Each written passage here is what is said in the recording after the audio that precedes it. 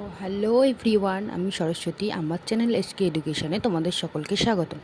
আজকে আমি সলভ করব রায়ো মার্টিন কোয়েশ্চেন ব্যাংকের ক্লাস 5-এর তোমাদের যে সেকেন্ড ইউনিট টেস্ট আছে তার স্কুল নাম্বার 4। তো আমাদের এখানে 4 নম্বর স্কুল কি আছে? বাঁকুড়া খ্রিস্টান কলেজিয়েট স্কুল। তো স্কুলের প্রথমে আমাদের 1 নম্বরের কোয়েশ্চেন দেখো, মানে সঠিক উত্তর নির্বাচন করো। মানে পশ্চিমবঙ্গের পশ্চিম দিকে কি রয়েছে? তাহলে আমরা দেখব পশ্চিমবঙ্গের পশ্চিম দিকে রয়েছে মালভূমি। তারপরে 2 হচ্ছে দ্বারকেশ্বর ও শিলাবতীর মিলিত নাম কি? দ্বারকেশ্বর ও শিলাবতী নদী যে এক জায়গায় মিলেছে, সেখানে সেই জায়গাটার নামটা হচ্ছে রূপনারায়ণ। গঙ্গা একটি নিত্যবাহ নদী, কারণ গঙ্গা নদীতে সারা বছর জল থাকে। ধাপ ধাপ চাষ কোথায় হয়? ধাপ চাষ আমরা দেখেছি পার্বত্য অঞ্চলে পাহাড়ের ধাপ কেটে কেটে সিঁড়ির মতো করে চাষ করা হয়, তাহলে পার্বত্য অঞ্চলে। শিংকনা চাষ হয় মাংপুতে। এখানে 2-এ রয়েছে শূন্যস্থান পূরণ করো। 2-এর 1 রয়েছে ভেরিতে কি চাষ করা হয়? আমরা জানি ভেরিতে মাছ চাষ করা হয়, তোমরা সবাই শুনে থাকবে যেটা ভেরির মাছ অন্য রকম টেস্ট হয়, তাহলে ভেরিতে মাছ চাষ করা হয়। 2-এর 2 নম্বর কাথি। কাথি কোন জেলায় অবস্থিত? কাথি হচ্ছে পূর্ব মেদিনীপুর জেলায় অবস্থিত। 2-এর 3 হচ্ছে বক্সের মতো দেখতে মাছ ঢুকতেও বেরোতে পারে, এটাকে কি বলে? ঘুনি বলে। তোমরা দেখবে গ্রামীণ অঞ্চলে মাছ ধরার জন্য একটা বক্সের মতো জায়গা করে দেয়, সেটাকে ঘুনি বলে। এর মধ্যে মাছ ঢুকে যায় কিন্তু বেরোতে পারে না।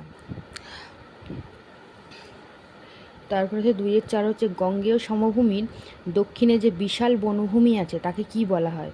গঙ্গেয় সমভূমির দক্ষিণে বিশাল বনভূমিকে সুন্দরবন বলে। আর 5 হচ্ছে বাংলার দুঃখ কোন নদীকে বলা হয়? বাংলার দুঃখ দামোদর নদকে বলা হয়। তারপর আমাদের 3 নম্বরে কী রয়েছে? সত্য মিথ্যা। তাহলে রবীন্দ্রনাথ ঠাকুর জন্মগ্রহণ করেছিলেন 1861 খ্রিস্টাব্দে, এটা সত্য। আনন্দমাত বঙ্কিমচন্দ্র রচনা, এটা সত্য।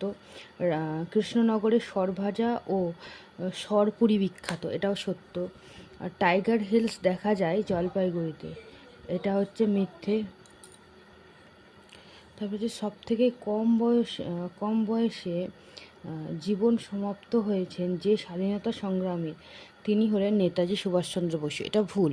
সবথেকে কম বছর হচ্ছে ক্ষুদিরাম বসু, 12 কি 13 বছর বয়সে শহীদ হয়েছেন।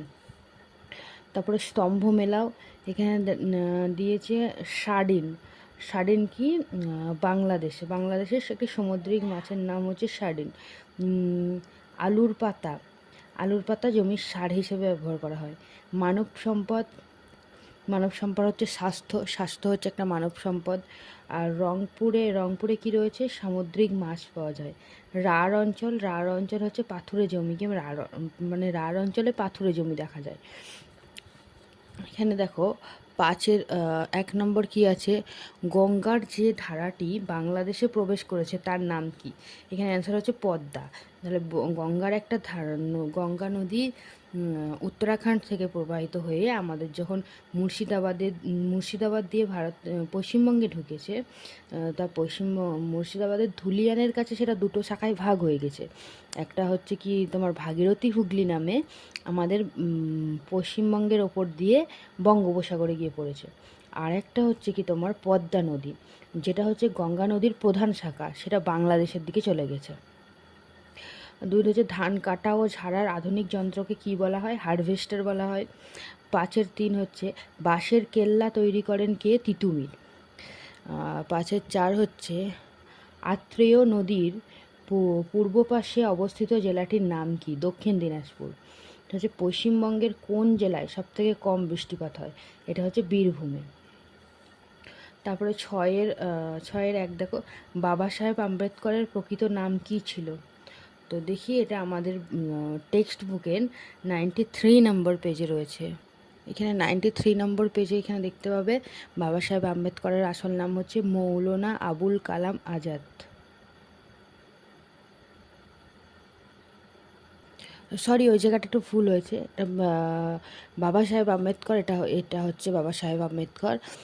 এটা হচ্ছে ওনার ছবি, আর ওনার নাম হচ্ছে কি ভীমরাও রামজি আম্বেদকর। ভীমরাও রামজি আম্বেদকর, এটা হচ্ছে কারেক্ট অ্যান্সার। এরপরে তোমরা দেখবে যে গান্ধী বুড়ি কাকে বলা হয়। 92 নম্বর পেজে আছে, এর অ্যান্সার হচ্ছে গান্ধী বুড়ি আমরা মাতঙ্গিনী হাজরাকে বলে থাকি। এখানে 92 নম্বর পেজে এখানে দেখবে যে মাতঙ্গিনীর লড়াই করেছিলেন, তাকে লোকে শ্রদ্ধা করে গান্ধী বুড়ি নামে ডাকতেন। তাহলে গান্ধী বুড়ি আমরা মাতঙ্গিনী হাজরাকে বলে থাকি। এর পরের কোয়েশ্চেন কি আছে, জিওল মাছ কাকে বলে, এর উদাহরণ। আচ্ছা, টেক্সট বুকের 113 নম্বর পেজে আছে, তাও আমি বলে দিচ্ছি। জিওল মাছ হচ্ছে কি, যে মাছ হচ্ছে বেশিক্ষণ বেঁচে থাকতে পারে, তাকে যেমন আমাদের ল্যাটা মাছ, চ্যাং মাছ, কই মাছ, এরা বেশিক্ষণ বেঁচে থাকতে পারে, এগুলোকে জিওল মাছ বলা হয়। তার বইয়েতে একটু টেক্সট বইয়ে দেখে নিই। এখানে টেক্সট বইয়ে তোমরা 113 নম্বর পেজে দেখবে বেশি দিন বেঁচে থাকে কই, চ্যাং, শিঙি, মাগুর,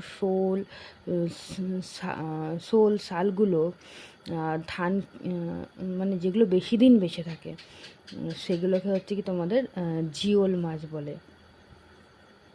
তাহলে জিওল মাছের উদাহরণ কী কী রয়েছে, কই মাছ, চ্যাং মাছ, শিঙি মাছ, মাগুর মাছ। এগুলো দেখবে গ্রাম অঞ্চলে বাড়িতেও হচ্ছে কি, গ্রাম অঞ্চলে বাড়িতে তোমাদের একটা জায়গার মধ্যে জিওল দিয়ে রেখে দেয়। পরের কোশ্চেনটা আছে, ভারতের সবচেয়ে গভীরতম মেট্রো স্টেশন কি, এটা হচ্ছে হাওড়া মেট্রো স্টেশন। তো হাওড়া মেট্রো স্টেশন হচ্ছে সবথেকে গভীরতম মেট্রো স্টেশন।